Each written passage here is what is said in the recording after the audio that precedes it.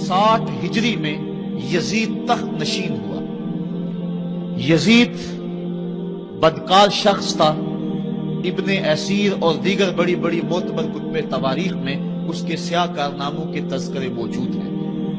وہ زانی تھا، شرابی تھا، مسلمانوں کا قاتل تھا۔ بنت عنب کے ساتھ شہر مکہ اور شہر محبوب مدینہ الرسول میں جو اس کی بدمعاشیاں ہیں ان سے کون بے خبر ہے۔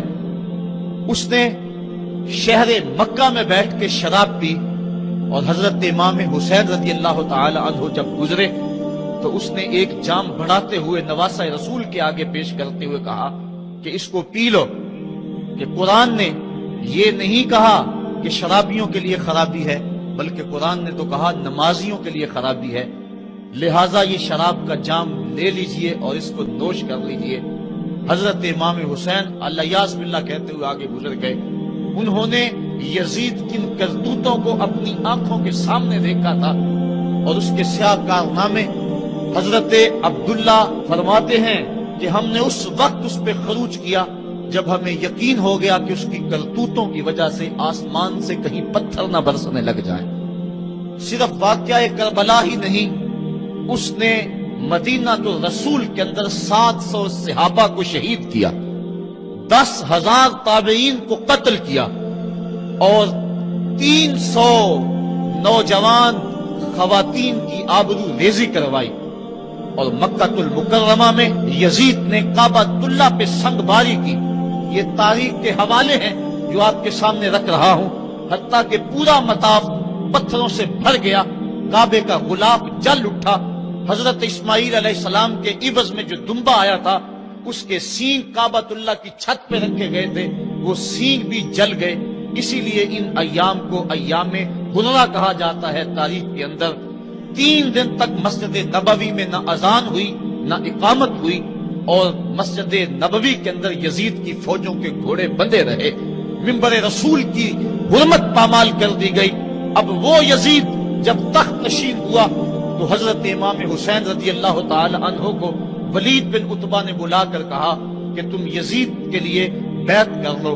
تو حضرت امام حمام حضرت امام حسین نے 2 ٹوک کہا کہ یہ کیسے ہو سکتا ہے کہ میں اس جیسے ظالم شخص کے ہاتھ پہ بیعت کروں۔ آپ یہ کہہ کے پلٹے تو مروان بن حکم نے مشورہ دیا کہ یہ موقع ہے، جانے نہ دو، اگر یہ چلے گئے قابو پانا دوبارہ مشکل ہوگا، لہٰذا ابھی ان کو قتل کر دیا جائے۔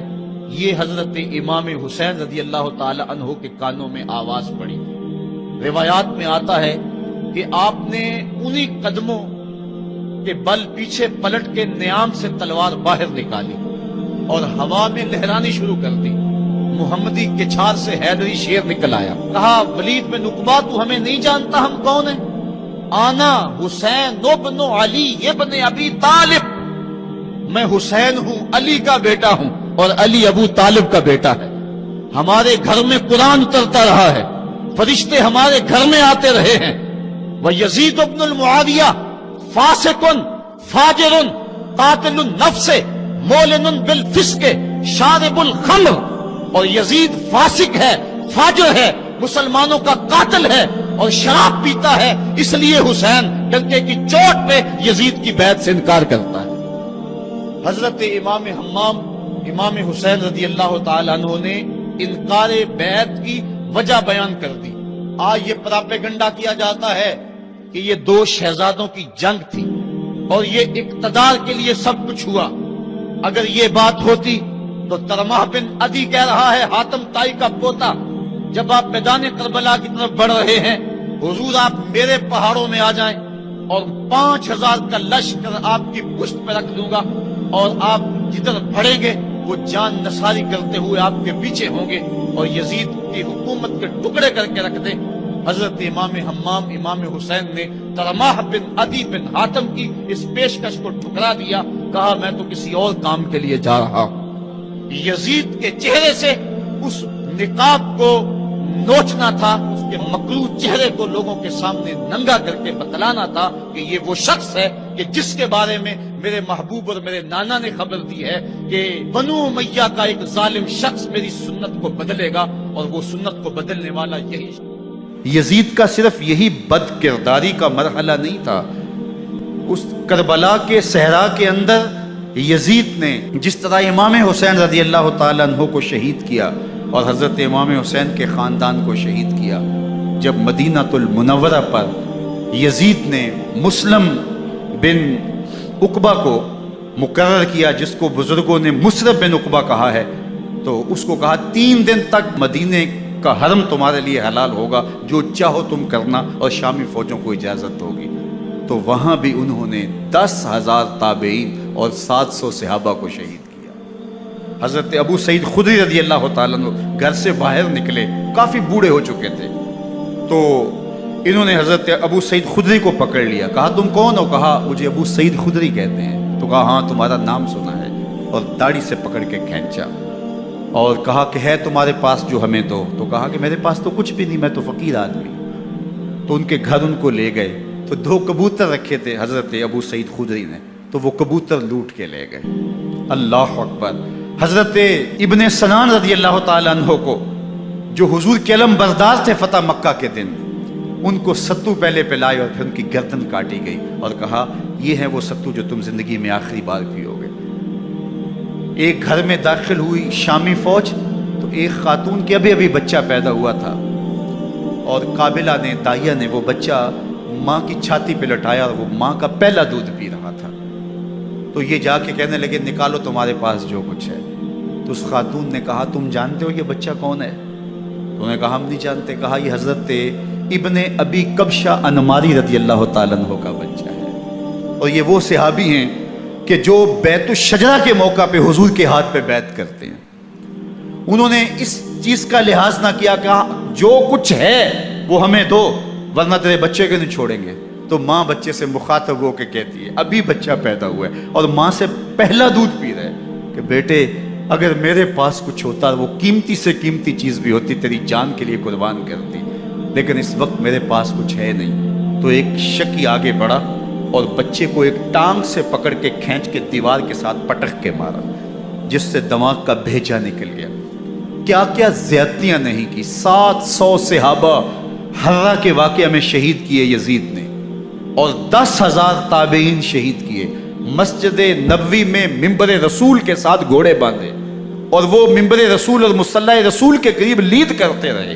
حضرت سعید عبد المسیب فرماتے ہیں میں نابینا تھا اور حضور کے روضہ انور کے پاس بیٹھا تھا، اور یزید کے سپاہی آتے، جو بھی مسجد میں نظر آتا پکڑ کے لے جاتے، مجھے نابینا سمجھ کے چھوڑ دیتے، لیکن میں پریشان تھا کہ ظہر کا وقت ہوگا، عصر کا وقت ہوگا، مغرب عشاء کا وقت ہوگا، نہ اذان نہ اقامت نہ جماعت، تو کیسے مجھے پتہ چلے گا کہ نماز کا وقت ہو گیا، اور کیسی میری نمازوں کا کیا بنے گا؟ میں اس فکر میں بیٹھا تھا۔ لم ازل اسمع الاذان والاقامت من قبر رسول اللہ صلی اللہ علیہ وآلہ وسلم۔ فرماتے ہیں جب بھی پھر نماز کا وقت آیا، گنبد خضرا سے اذان کی بھی آواز آئی، اقامت کی بھی آواز آئی۔ 3 دن تک مسجد نبوی کے اندر گھوڑے بندے رہے، اور مدینہ کی حرمت پامال کی۔ مدینہ کے گھروں کے اندر یہ بدکماش داخل ہوئے، اور جو بدکاریاں انہوں نے کی کلیجہ منہ کو آتا ہے۔ 1002 شیزائیں ان بدکاروں کی بدکاریوں کی وجہ سے کنواری حالت کے اندر حاملہ ہوئی۔ 3 دن تک مدینے کا حرم انہوں نے پامال کیا، اور پھر مکہ المکرمہ میں کعبہ اللہ پر گولے برسائے، اور کعبہ کا غلاف جل گیا۔ وہ تو یزید مر گیا، اور حضرت عبداللہ ابن زبیر رضی اللہ تعالیٰ عنہ نے اپنی خلافت کا اعلان کیا۔ یزید کے یہ کرتوت تھے، ادھر اہل مدینہ کو ستایا، ادھر اہل مکہ کو ستایا، اور رسول اللہ صلی اللہ علیہ وسلم کے خانوادے کی بے حرمتی اور توہین کی۔ نہ صرف انہیں قتل کیا گیا، ان کی لاشوں پہ گھوڑے دوڑائے۔ ابن سعد اور شمر جو ہے وہ خیموں میں داخل ہوا اور مخدرات اسلام کی چادریں چھیننے کی کوشش کی۔ حضرت زینب سلام اللہ علیہ نے مخاطب ہو کے کہا ہمارے چہرے کے رکھوالے چلے گئے ہیں، ظالم تو خیال نہیں کرتا ہم رسول اللہ کی بیٹیاں ہیں۔ حضرت شہربانو، حضرت زین العابدین اور حضرت زینب سلام اللہ علیہ، ان تینوں کو ایک اونٹ پہ باندھا گیا، اور باقی اونٹوں پہ باقی سادات کو، حضور کی شہزادیوں کو باندھا گیا، رسیوں میں جکڑا گیا، اور اونٹوں پہ باندھ کر کے کوفے کی جانب آگے آگے شہیدوں کے سر چل رہے ہیں اور پیچھے یہ قافلہ چل رہا ہے۔ اور جب یہ قافلہ وہاں سے گزرا جہاں لاشیں پڑی تھی، امام زین العابدین 14 سال کے تھے اور بیمار تھے اور ان کا حوصلہ نہ ہوا، وہاں غشی ان کے اوپر آنے لگی۔ اور وہ منظر ابن کثیر نے، باقی لوگوں سب نے لکھا ہے کہ پھر جب ان کی یہ حالت ہوئی تو پھر سیدہ زینب سلام اللہ علیہا، جنہوں نے ابھی تک بڑے حوصلے کے ساتھ ساری مشکلات کا مقابلہ کیا تھا، اب ان کے بندن ٹوٹ گئے اور آنکھوں سے آنسو بہنے لگے، اور سیدہ زینب نے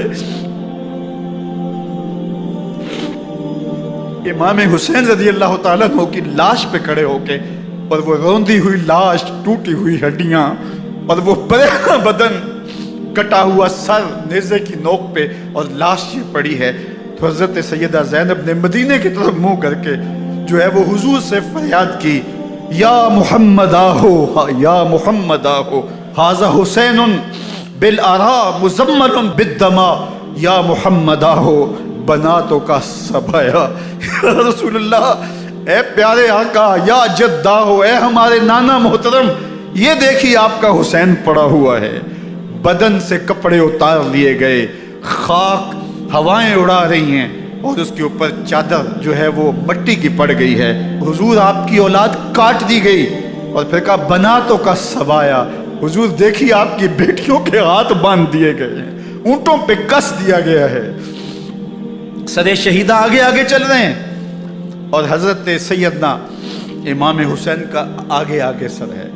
راستے کے اندر ایک جگہ آئی، رات گزری اور ان کو اتارا گیا۔ رات کا موقع تھا، ایک خاتون آئی اور اس نے کوئی کھانا پیش کیا ان کو اور کہا کہ میں کسی زمانے میں حضرت سیدہ فاطمہ الزہرا کی نوکری کیا کرتی تھی، ان کی لونڈی تھی، ان کی کنیز تھی، اور آج مجھے پتہ چلا کہ آپ لوگ گزر رہے ہیں، تو میں نے کہا کہ میں اپنی مخدومہ کے خاندان کی خدمت کروں۔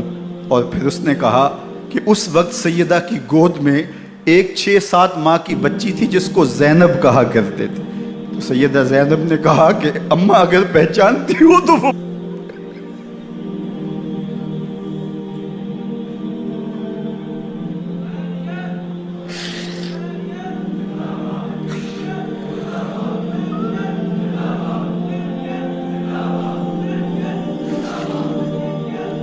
یہ تاراج اور لٹا ہوا کارواں پھر وہاں سے کوفے میں کیسے پہنچا، اور کوفے کے اندر سیدہ زینب سلام اللہ علیہا نے وہ یزید کے دربار میں، ابن زیاد کے دربار میں وہ جرأت آمیز جو باتیں کہیں، اللہ اکبر، زینب کی زبان میں علی کی خطابت بول رہی تھی، اور پھر دشمن اور دوست سارے رونے لگے، اور وہ کیا دل گداز منظر تھے، اور پھر یہ سروں کا قافلہ اور سادات کرام کا مشکیں کسی ہوئی ہیں اور اونٹوں پہ باندھے ہوئے، ان کو وہاں سے پھر قادسیہ اور قادسیہ سے پھر دمشق یزید کے دربار میں پہنچایا گیا، اور وہاں سے یہ لٹے ہوئے خانمہ برباد تاراج لوگ مدینہ المنورہ میں کیسے پہنچے، اور اہل مدینہ نے کیسے استقبال کیا، اور وہ منظر کتنا دل گداز تھا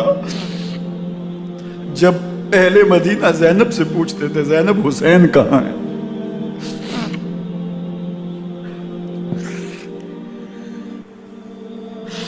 بے مروت بے وفا تیرا بھی کیا افسانہ ہے، جس نے اپنی ہی شمع کو گل کیا تو وہ پروانہ ہے۔ اپنے پیغمبر کے شہزادوں کو اور اپنے پیغمبر کی شہزادیوں کو جو دکھ اس امت نے دیے، یہ کائنات کی ایک انوکھی داستان ہے۔ اللہ ہمیں اسوہ شبیری پہ عمل کی توفیق عطا کرے اور ان کے نقوش پاک کی برکتیں دے، اہل بیت کی محبت ہماری روحوں میں جذب کر دے، اور جس عظیمت کے ساتھ، جس حوصلے کے ساتھ انہوں نے دکھوں کو جھیلا، جو دہکتی آگ کے شعلوں پہ سویا وہ حسین، جو جواں بیٹے کی میت پر نہ رویا وہ حسین، جس نے سب کچھ کھو کے کچھ نہ کھویا وہ حسین، مرتبہ اسلام کا جس نے دوبالا کر دیا، خون نے جس کے دو عالم میں اجالا کر دیا، جو کہ سوزے غم کو سانچے میں خوشی کے ڈھال کے، مسکرایا موت کی آنکھوں میں آنکھیں ڈال کے، اے حسین ابن علی تم پر سلام، نازش آل نبی تم پر سلام۔ ذرا میرے ساتھ یہ پڑھ لیجئے، اے حسین ابن علی تم پر سلام، نازش آل نبی تم پر سلام، تم پہ لاکھوں رحمتیں لاکھوں سلام، اے شہیدان محبت کے امام، لالا گوں لالا بدن لالا کفن، اے چمن اندر چمن، زندگی ہی زندگی تیری حیات، اے حیات اندر حیات اندر حیات۔